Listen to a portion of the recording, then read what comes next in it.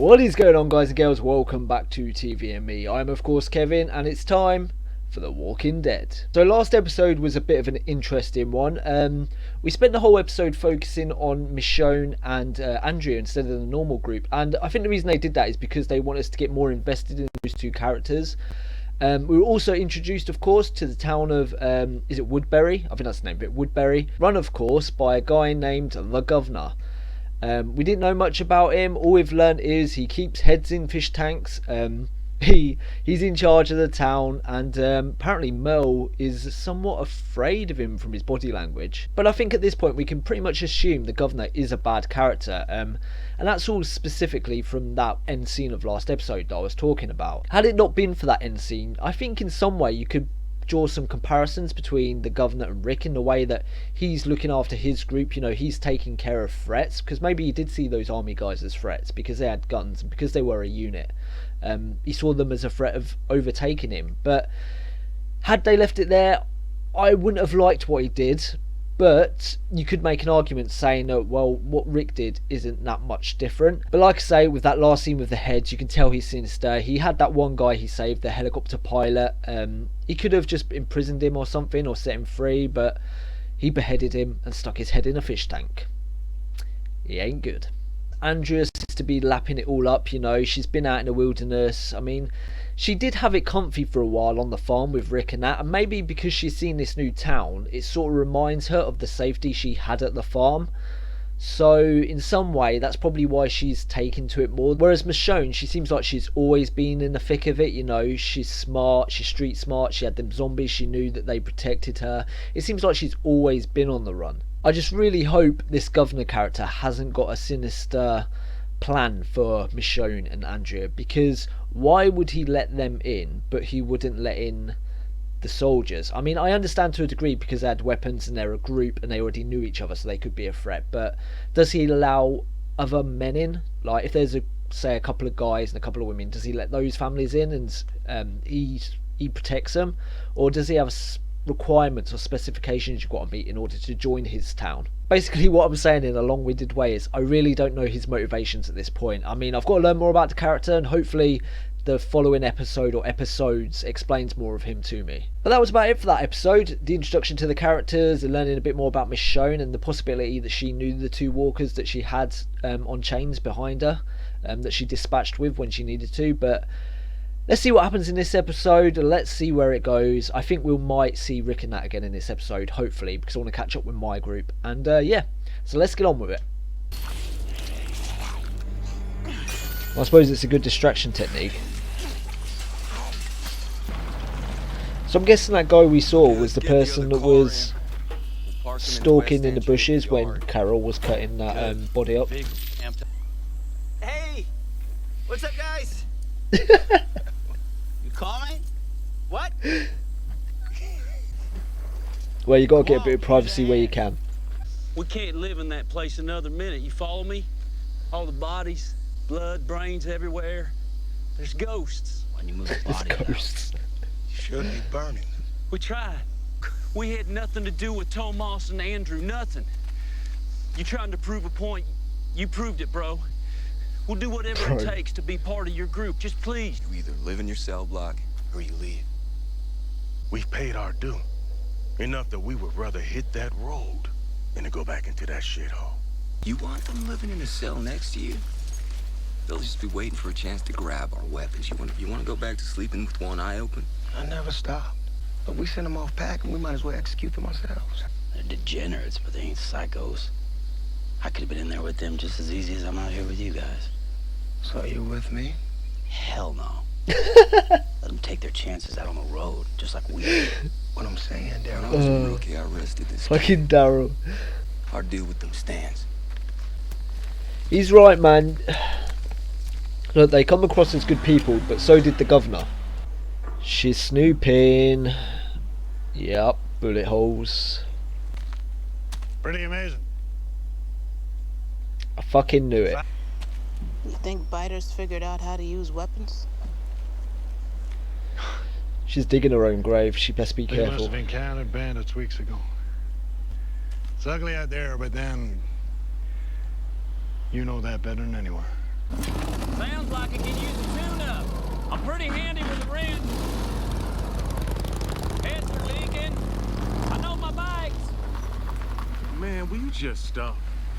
Have some balls. Just saying. He's proper trying to get up his arse, isn't he? Can't blame a man for trying though.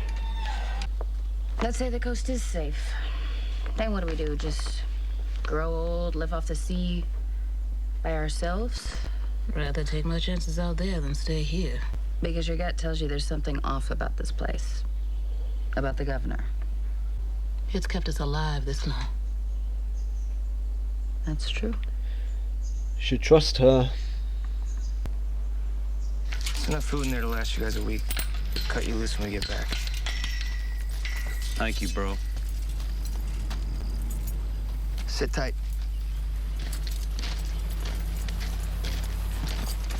Thank you, bro. I'm not gonna lie, that guy, I'm starting to like him.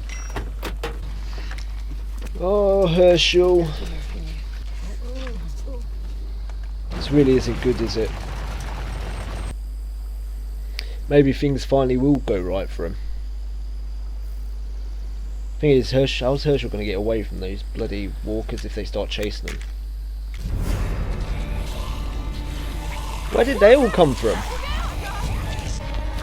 Of course they come when Herschel is out there.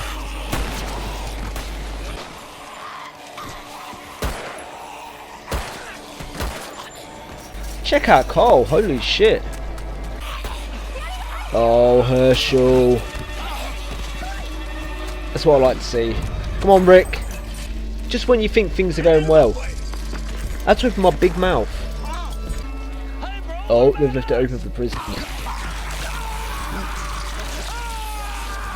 Jesus fucking Christ.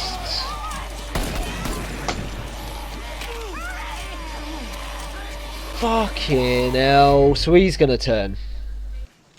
Why are you doing this? I'd want the same thing if it was my family out there. Oh yeah, you really was cut loose, weren't you? I'm sure they came back. I didn't stick around to find out. Ain't that a big old pig? They didn't, Andrea, unfortunately. We got left behind by the same people and saved by another. Oh, T-Dog, I didn't know you well, buddy. Unfortunately. I'm trying to think who it could be. The only person that's really missing that we've met before is Morgan and his son. But I don't think they'd do it. Oh no. Something's not right. Are you bit? No. Oh, don't have the baby now. Oh no. Kill him, run, go. Oh my god, she's gonna have the baby, isn't she?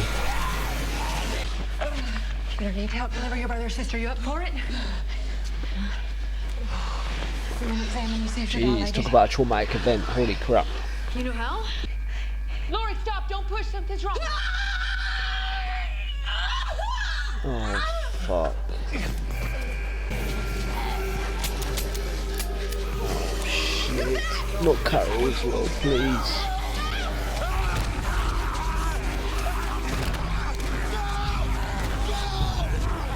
Lost my wife.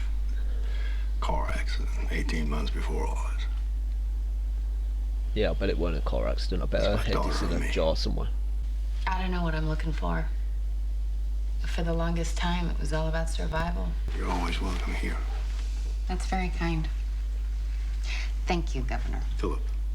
I thought you never told anybody your name. Someone recently told me never to say never, so.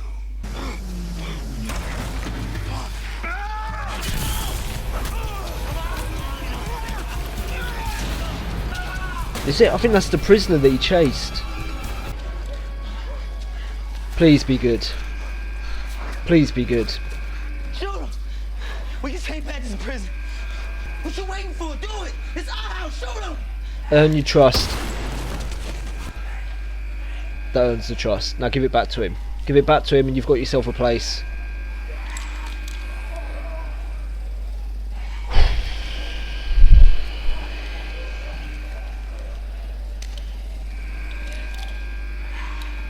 We can always leave tomorrow or the following day. The following day. We don't want to walk into trouble that we can't get out of. Tell me about it. Michonne, it is just a day or two. I heard you the first time. Well, his plan works. She's staying there. You see my old C-section scar? I can't. No, you take care of your daddy for me, all right? And your little brother or sister, you take care of them. We'll have to do this. You're gonna be fine. You are gonna beat this world. I know you will. You are smart, and you are strong, and you are so brave. And I love you. Love you too. So if it feels wrong, don't do it. All right? If it feels easy, don't do it. Don't let the world spoil you. You're so good.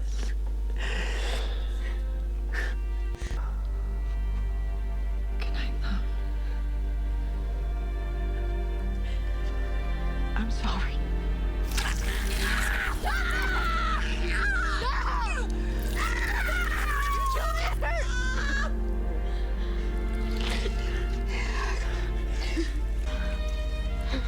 Is it alive?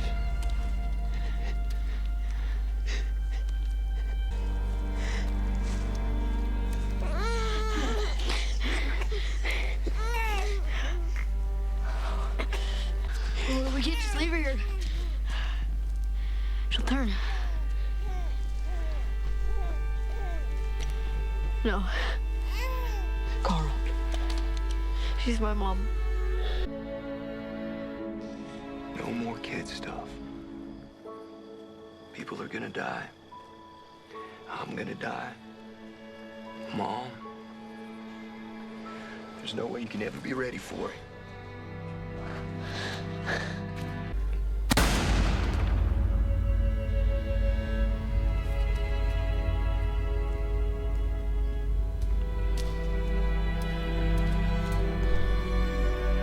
We're going back. Daryl and Glenn, you go with me.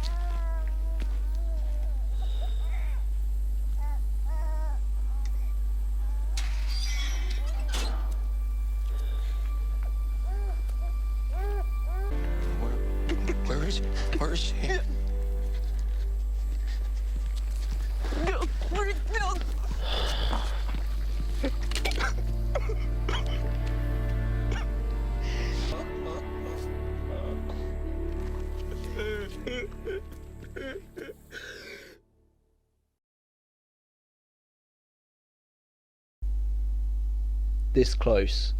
This close to not doing a review.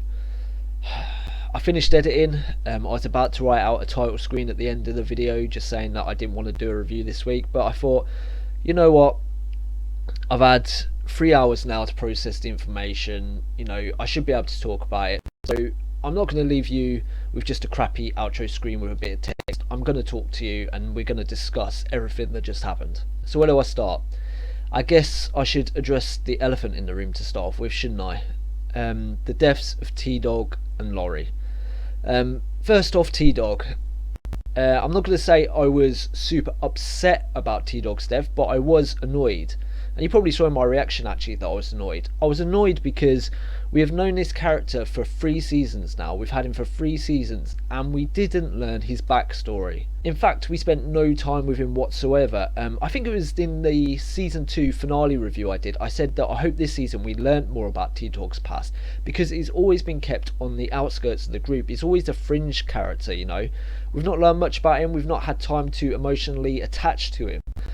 And it's a shame.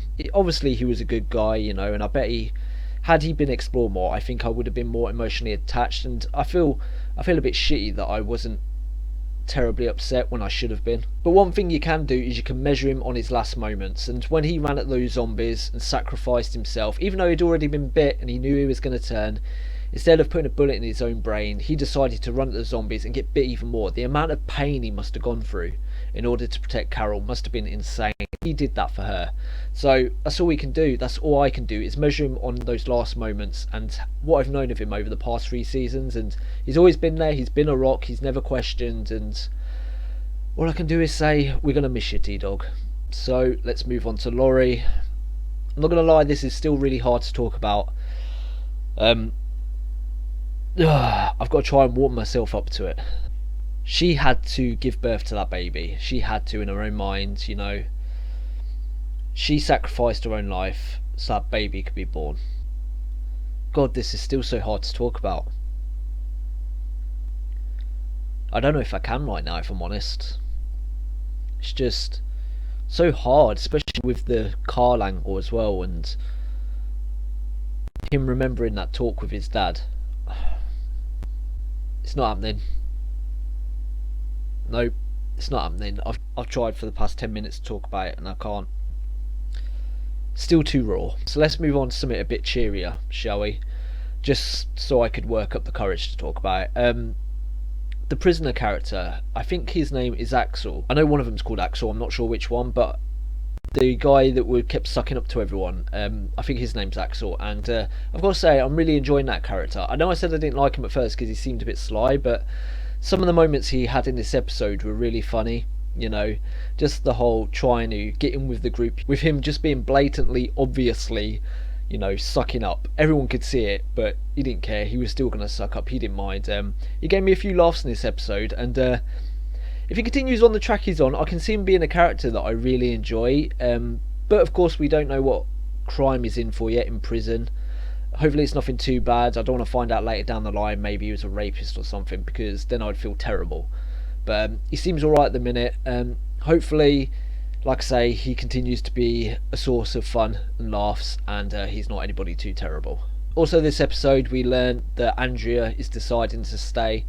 It looks like a combination of the lure of the city and the safety it brings, and the governor sweet talking her around, you know, saying, oh, you can leave, but why are you leaving, you know, if you've got no family? Because he brought up her family in this episode and said, oh, you're going to go after family, and she told him that she didn't have any left. So obviously he was just making it clear in her mind that she's got no reason to leave, and it's got through to her, you know.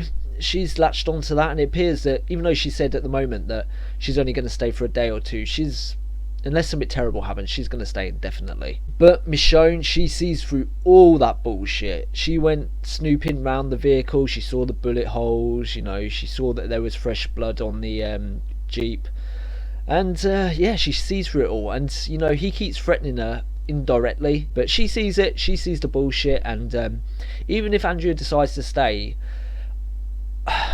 I think she should leave. I know they're probably close and Andrea would be safe with her about, but it depends what sort of value she puts on that friendship. Maybe she should stay to look after her and to watch her back, but I've got a feeling if Michonne does stay, she's just going to see through more and more of that bullshit, and you know, she's going to find something, and he and the governor is going to do something to her that probably isn't going to be good.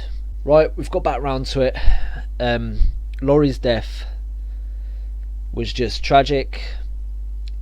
It was hard because she sacrificed her life for that baby. She knew how important it was in this world that children are born, and yeah, it's just, oh my god, I can't do it. I can't do it. You know what? I'm going to save that one for next episode. I'll do an extra long recap next episode just to talk about it a bit more, so I can have a few days to get over it, because I'm obviously not over it right now. And yeah, until next time guys, thank you for watching, I really appreciate it, and bye bye. Thank you everybody for sitting through this tragic episode of The Walking Dead with me. I really appreciate it. If you enjoyed the video, please leave a like because it helps my channel so much. Also, leave your comments on the episode down below and I'll talk with you there. If you want to keep up to date with the channel, you can follow me at TvandMe Reacts over there. Also, you can subscribe.